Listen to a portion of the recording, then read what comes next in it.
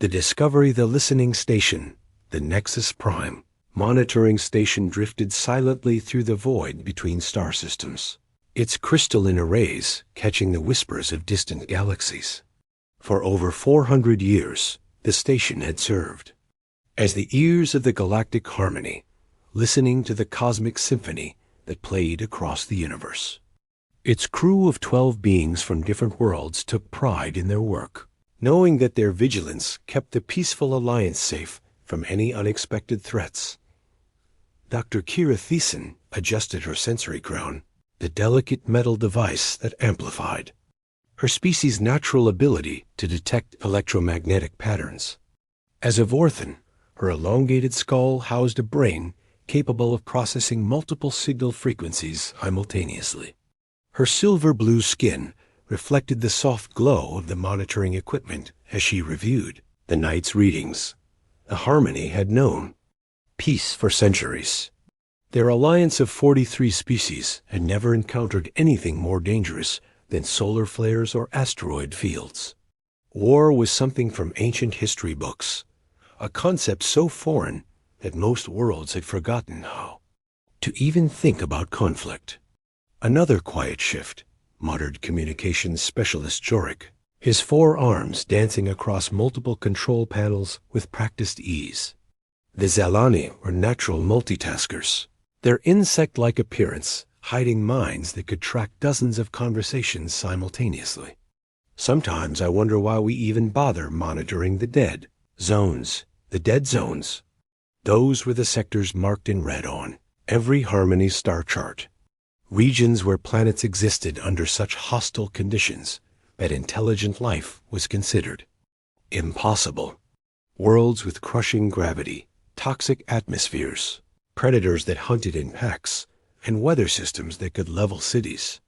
The Harmony had surveyed these death worlds centuries ago and concluded that nothing civilized could ever emerge from such hellish places. Dr. Thiessen was about to respond when her sensory crown began vibrating with an unfamiliar pattern. She held up one slender hand for silence and closed her large, dark eyes to focus completely on the signal her equipment was detecting. Got an impossible signal. Jorik, she said quietly, run a full spectrum analysis on Sector 77 Alpha. Something's different.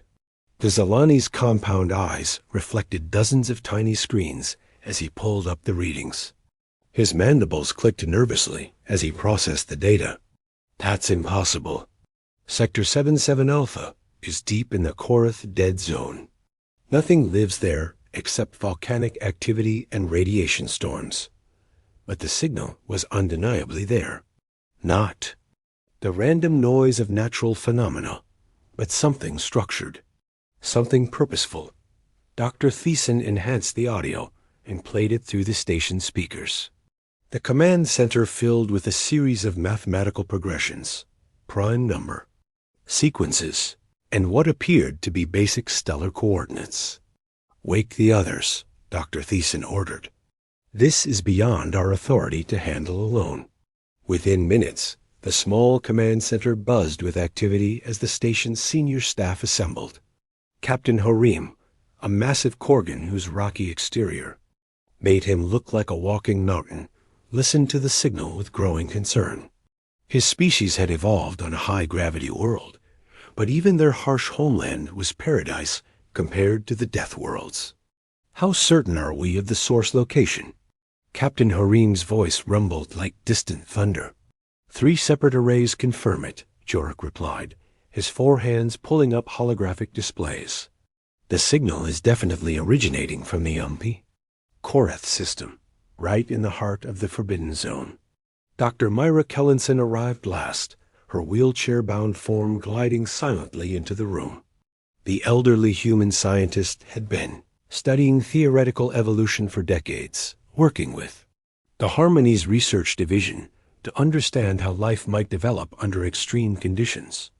Her species had only recently joined the Alliance, and their unique perspective on survival had proven valuable in understanding hostile environments. Play it again, she requested, her sharp blue eyes focusing intently on the data streams. As The signal repeated. Dr. Kellinson's expression grew increasingly troubled. "This isn't just intelligence," she said finally. "This is advanced intelligence. The mathematical concepts they're using require understanding of hyperspace physics and quantum mechanics. But the source—" She trailed off, checking the coordinates. Again, the source is from a Class 10 death world. Surface temperature variations of 300 degrees. Gravity 3 times standard.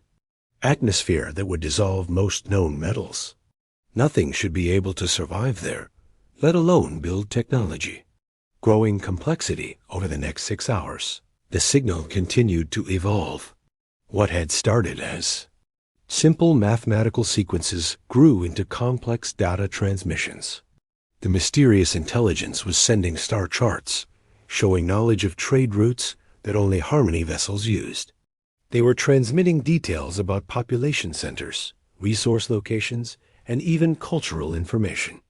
"They've been watching us," Captain Horim realized with growing alarm. "For how long, we don't know, but they've been studying our civilization." From the shadows, Dr. Kellinson was running calculations on her personal computer. "If these readings are accurate, they've been monitoring our communications for at least 50 years. They know our languages, our social structures, maybe even our defensive capabilities." "What defensive capabilities?" Jorek asked with bitter humor. "The Harmony hasn't built a warship in 3 centuries. Our vessels are designed for exploration and trade, not combat." The signal suddenly changed again, and this time there was something new embedded in the mathematical patterns. Something that sounded almost like urgency, like a call for help. "They're not trying to threaten us," Dr. Thiessen said, her sensory crown interpreting the emotional undertones in the transmission. I think they're asking for help." The decision to respond Captain Horim made the choice that would change the galaxy forever. Prepare a response transmission. Standard first contact protocols. Mathematical greetings, basic scientific constants, and peaceful intentions only. No location data, no technical specifications. The response was carefully crafted over several hours. The Harmony's greatest linguists and mathematicians worked together to create a message that would be universally understandable while revealing nothing about their defensive capabilities or strategic weaknesses. The transmission went out on a focused beam toward the Korth system, traveling at light speed across the vast distances of space. According to their calculations, it would take at least 2 weeks for any response to return, even if these mysterious beings had some form of faster-than-light communication. The response came back in 18 hours. Not only had the signal returned, impossibly fast, but it came with additional transmissions that should have been physically impossible.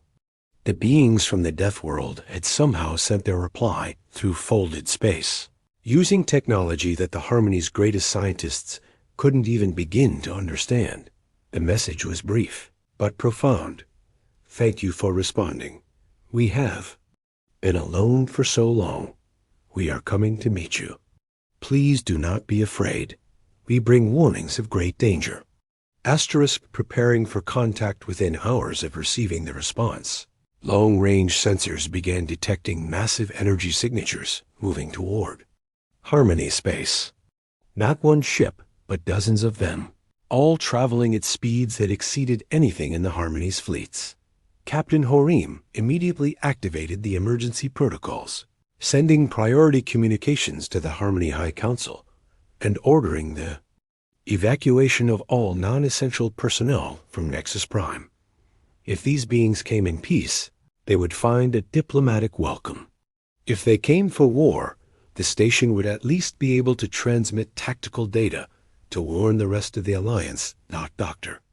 Kellinson worked frantically to analyze every scrap of data they had gathered about the approaching fleet. The energy signatures were unlike anything in the Harmony's databases, but they showed clear signs of advanced technology. Weapon systems, defensive shields, and propulsion methods that suggested these beings had been building for war. Why would a species develop such advanced military technology unless they expected to use it? Jorik wondered aloud, his mandibles clicking with nervous energy. Maybe, Dr. Cullinson said quietly, because they had no choice. The fleet approaches 3 days after the first contact. The fleet arrived at the edge of Harmony space. Long-range scans revealed vessels unlike anything the Peaceful Alliance had ever encountered. These weren't the elegant, artistic ships of the Harmony with their flowing lines and decorative elements. These were machines built for survival, covered in angular armor plating and bristling with what could only be weapon systems. The lead vessel was enormous, easily 3 times the size of the largest Harmony research ship. Its hull was dark gray, covered in surfaces designed to deflect energy weapons and absorb impact damage. Instead of observation decks and recreational areas, the ship featured multiple weapon turrets, launch bays for smaller attack craft, and communication arrays that could punch through electromagnetic interference. "Sweet ancestors," Dr. Thiessen whispered, her sensory crown picking up the massive power signatures from the approaching fleet. "Look at the energy output from their engines alone. They could power our entire station with their waste heat." Behind the lead ship came more vessels, each one different in design, but all sharing the same brutal efficiency. These were ships built by beings who expected to be shot at, who planned for their vessels to take damage and keep fighting. The Harmony's elegant exploration craft suddenly seemed as fragile as soap bubbles by comparison. "Incoming transmission," Jorik announced. "They're using our standard first contact protocols, but the signal strength is incredible. 10 times more powerful than necessary." "Put it through," Captain Horim ordered, his rocky features set in grim determination. First visual. Contact the main screen flickered and displayed the interior of the alien vessel. The first thing everyone noticed was how dark and functional everything appeared. Where Harmony ships were filled with art, music, and comfortable living spaces, this place looked like the inside of a military fortress. The second thing they noticed was the being standing in the center of the screen. It was shorter than most Harmony species, but much broader. Its skin was a pale brown color, marked with small scars that spoke of a lifetime of dangerous encounters. Its eyes were small and set deep under heavy brow ridges, constantly scanning its surroundings with the wariness of a natural predator. When it opened its mouth to speak, they could see teeth designed for tearing meat. But despite its fearsome appearance, the being smiled when it saw them. The expression was genuine, filled with relief and hope that had been missing for far too long. "Greetings," it said in perfectly accented Harmony standard, its voice carrying an emotional weight that spoke of tremendous losses recently endured. "I am Commander Elena Vasquez of the Terran Defense Fleet. We come seeking allies, not conquest. Please, we need to talk. Time is running short, and there are things you must know about what's coming." The transmission continued with the being Elena explaining that her species called themselves humans, and that they were refugees from a cosmic threat that had already destroyed their homeworld and dozens of their colonies. They had traveled thousands of light years, following Harmony radio transmissions, hoping to find civilized species who might help them face an enemy too terrible to confront alone. "We bring knowledge of warfare," Helena said, her scarred face showing the pain of recent losses. "Not because we love violence, but because we've learned that sometimes the only way to protect what you love is to fight for it. The enemy that destroyed our world is coming this way. We calculate they'll reach your space in approximately 8 months." Captain Horim felt his rocky exterior trembling as he processed this information. 8 months to prepare for a war that the Harmony had never imagined, against an enemy they didn't understand, using tactics they had never learned. "What do you need from us?" he asked simply. "Alliance," Elena replied. "Your technology, our experience." your manufacturing capabilities, our tactical knowledge. Together, we might have a chance. Separately, we'll all die when the Devourer swarms arrive." The screen went dark, leaving the crew of Nexus Prime alone with the most important decision in galactic history. In the distance, the human fleet waited patiently, their weapons powered down but ready, their crews prepared for either friendship or rejection, but hoping desperately for the alliance that might save both their species. From extinction. Dr. Kellinson looked at her colleagues and realized that everything was about to change. The age of peaceful exploration was ending. The age of survival was about to begin. And somewhere in the dark void between galaxies, ancient intelligences that had consumed 1,000 worlds continued their relentless march toward the light. The arrival. The Council convenes the emergency session of the Harmony High. Council convened aboard the massive diplomatic vessel Unity's Dream, just 12 hours after first contact with the human fleet. Representatives from all 43 member species gathered in the Great Assembly Chamber, their diverse forms creating a spectacular display of galactic life. Never before had such a complete gathering been called on such short notice. Prime Vorthik, whose ancient crystalline form had guided the Harmony for over 2 centuries, resonated with harmonious tones that commanded immediate attention.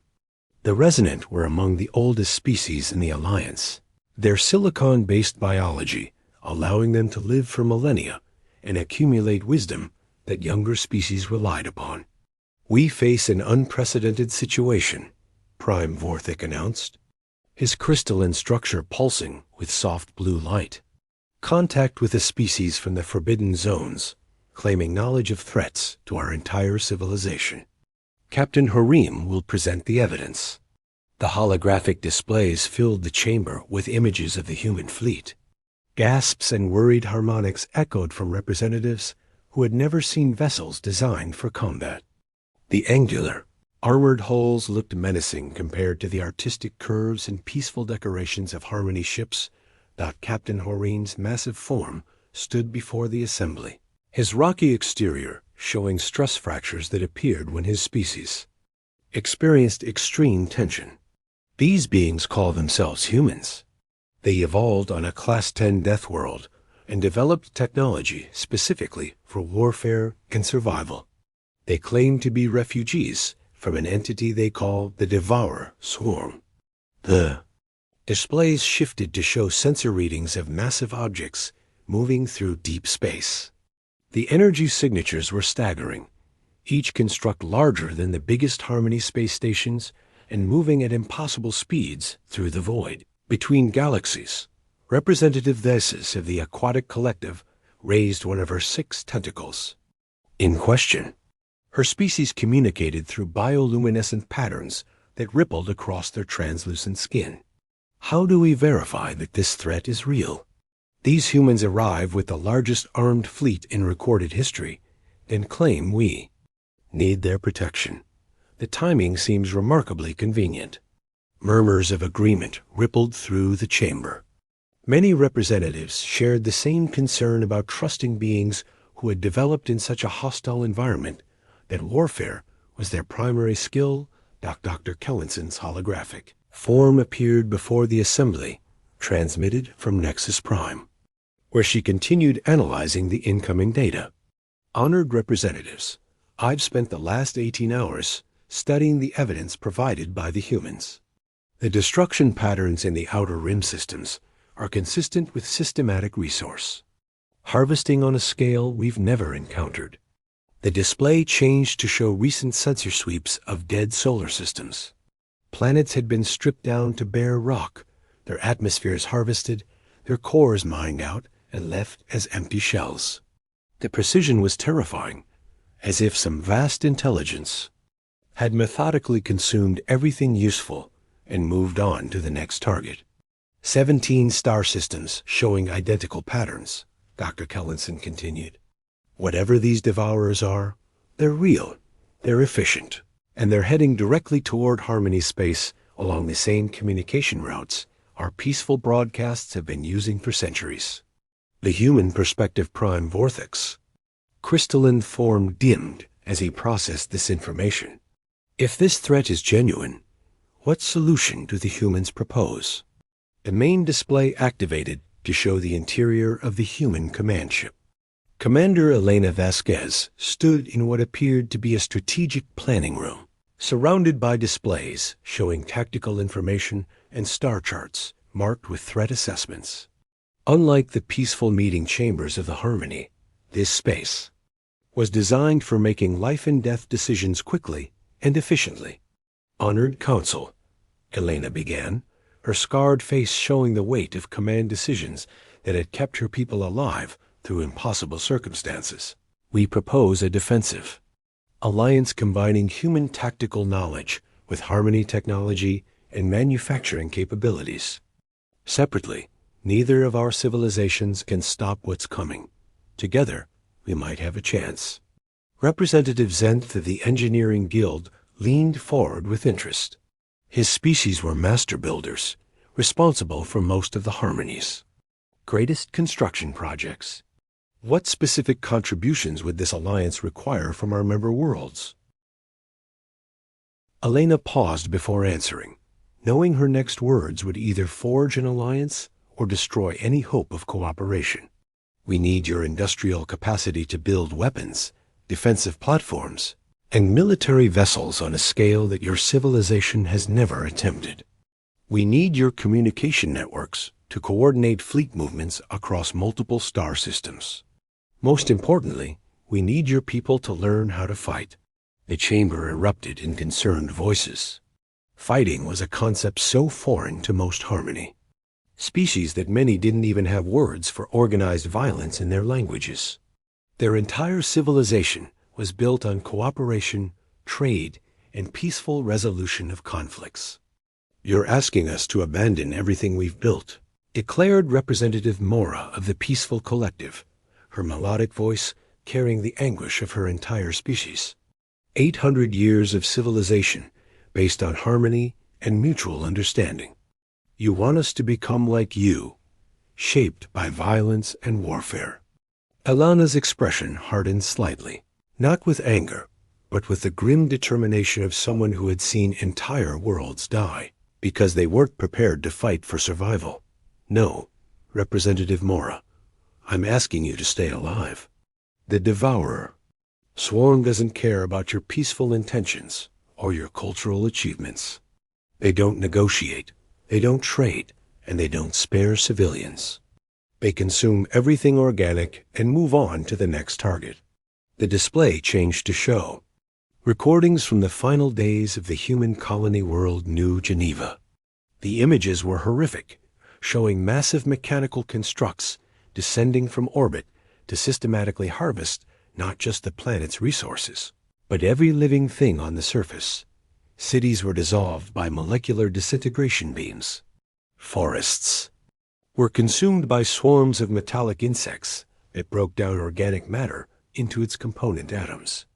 This was a world of 12 million people, Elena said quietly, her voice steady despite the obvious pain the images caused her. Artists, teachers, children who had never seen violence. The evacuation ships saved maybe 2,000. The rest were processed into raw materials, along with everything else. The debate intensifies. Representative Cross of the Analytical Synthesis stood to address the council. His species were natural philosophers, capable of processing multiple viewpoints simultaneously and finding logical solutions to complex problems. Commander Vasquez, your people learn warfare out of necessity on a hostile world. But how do we know that teaching violence to peaceful species won't fundamentally change who we are? How do we maintain our civilization's values while adopting your methods? Elena was quiet for a moment, considering the question carefully. When she spoke, her words carried the wisdom of a species that had struggled with the same moral dilemmas for millennia. Because you're asking that question, Representative Cross, the truly dangerous species are the ones who see violence as the solution to every problem. You're debating this, worried about the moral implications, concerned about preserving your values. That tells me you'll use these tools responsibly. Dr. Kellinson's voice joined the discussion from Nexus Prime. I've been analyzing human cultural transmissions for the past day. Despite developing in a hostile environment, their society shows remarkable stability. They have art, music, literature, complex moral systems that prioritize protecting the innocent and helping those in need. They developed warfare as a tool for survival, not as an expression of aggression. Representative Thighs is pulsed with skeptical patterns, but they are still killers. Every aspect of their technology, every design choice in their vessels, everything about them is optimized for destruction. Elena nodded grimly. Yes, we are, because that's what kept us alive. On Earth, the choice was simple. Learn to fight or watch everything you love die. We chose to fight, but we also chose to protect, to build, to create. Violence was our tool for survival, not our purpose for existing. A new threat emerges. The debate continued for hours, with representatives clustering in species groups to discuss the implications of alliance with a warrior race. The Harmony had never faced such a fundamental challenge to their core beliefs about civilization and peaceful coexistence. The discussion was interrupted by an urgent priority transmission from the Outer Rim monitoring stations. The technicians. Image appeared in the chamber, his normally calm demeanor replaced by barely controlled panic. Council Prime were detecting massive gravitational disturbances in Sector 91 Alpha. Something enormous just entered our local galactic cluster. The energy signatures matched the patterns Commander Vasquez provided about the Devourer. Constructs. The chamber fell silent as the implications sank in. The threat wasn't theoretical anymore. It wasn't arriving in 8 months. It was here now. Elena's image flickered as she received the same data on her ship. Her expression shifted from diplomatic caution to combat readiness in an instant. Council Prime, that's a Devourer scout probe. They use them to map defensive positions and identify resource concentrations before the main swarm arrives. We have maybe 6 weeks before they return with a full harvesting fleet. Prime Vorthic's crystalline form pulsed with rapid calculations as he processed the tactical situation. Commander Vasquez, what are our options? We can try to destroy the scout probe before it completes its survey and reports back to the main swarm. Your weapons won't be effective against Devourer technology, but human plasma cannons might be able to damage it. However, we'll need Harmony ships to get close enough, because our vessels don't have your sensor capabilities in subspace. Representative Zenth of the Engineering Guild spoke up immediately. How quickly can our ships be modified to carry your weapons? With your manufacturing capabilities and our technical specifications, maybe 2 weeks for basic installations. But your crews will need to learn how to use them under combat conditions. The vote Prime Vorthic resonated with decision-making harmonics. That commanded the attention of every representative. We no longer have the luxury of extended philosophical debate. The situation requires immediate action. All in favor of military alliance with the human fleet. The vote was closer than anyone expected. 23 species voted in favor, 20 voted against. By the narrowest possible margin, the galaxy's most peaceful civilization chose to learn the arts of war. Elena received the results with visible relief. She looked around at her bridge crew, humans who had lost their homeworld, their families, and most of their civilization to an enemy that showed no mercy and accepted no surrender. Signal the Harmony fleet, she ordered. Tell them we're honored by their trust. Begin immediate transfer of tactical data and weapon specifications. And tell them that in 6 weeks, we're going to find out if peace and war can work together to protect what matters most. Preparation begins. The next 4 weeks transformed the peaceful space around Harmony Central into the largest military construction project in galactic history. Harmony industrial platforms that had spent centuries building art installations and comfortable habitats now rang with the sounds of weapon testing and armor fabrication. The cultural shock was enormous. Harmony citizens watched their elegant exploration vessels being fitted with human-designed plasma cannons and defensive shield generators. Their peaceful trading stations were converted into ammunition depots and tactical command centers. But something unexpected happened during the frantic preparation period. Instead of becoming more violent or aggressive, many Harmony species discovered that learning to fight actually strengthened their commitment to peace. They began to understand what Elena had tried to explain: violence as a tool for protecting. What you love was fundamentally different from violence as an expression of dominance or hatred. Dr. Kellenson worked alongside human engineers to adapt Harmony technology for military applications. Their energy systems, designed for powering research equipment and life support, could be modified into devastating weapons.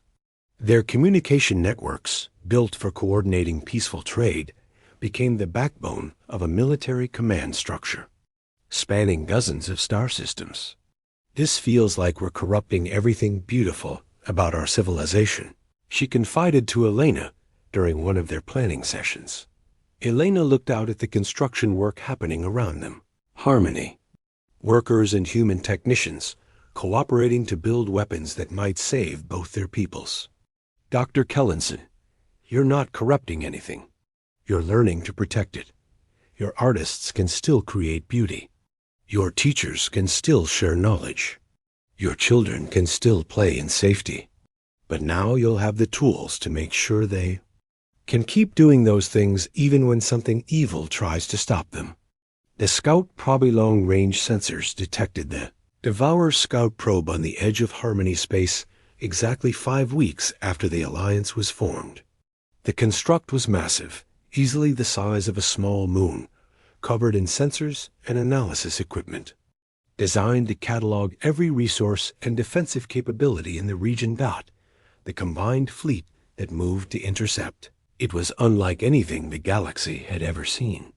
Harmony vessels with their elegant lines and artistic decorations flew alongside human warships with their brutal efficiency and combat-tested armor. The two different approaches to spacecraft design created a striking visual contrast, but the crews had learned to work together with remarkable effectiveness. Commander Vasquez stood on the bridge of her flagship, watching the tactical displays as the mixed fleet approached the enemy probe. Beside her, Captain Horin's rocky form radiated the calm determination that had made him an effective leader during the cultural transition from peace to warfare. All ships report ready for combat, announced the communications officer, a young human who had learned to translate between 14 different Harmony languages during the preparation period.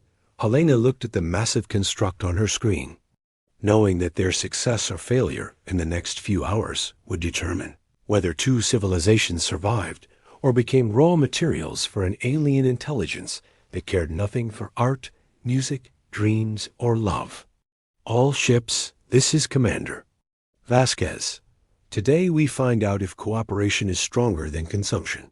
Today we find out if the galaxy's capacity for creation can overcome its capacity for destruction. All ships, attack pattern Delta. Let's show this thing what happens when peaceful people decide to fight for what they believe in. The battle for the future of galactic civilization was about to begin, and neither the Harmony nor the humans knew if they were strong enough to win. But they had learned something important during their alliance. Sometimes the most powerful weapon is the willingness to fight for something greater than yourself. The Devourer Scout probe continued its methodical survey, unaware that it was about to face an enemy unlike any it had encountered before. Two civilizations that had chosen to combine their greatest strengths in defense of everything they held dear. Asterisk.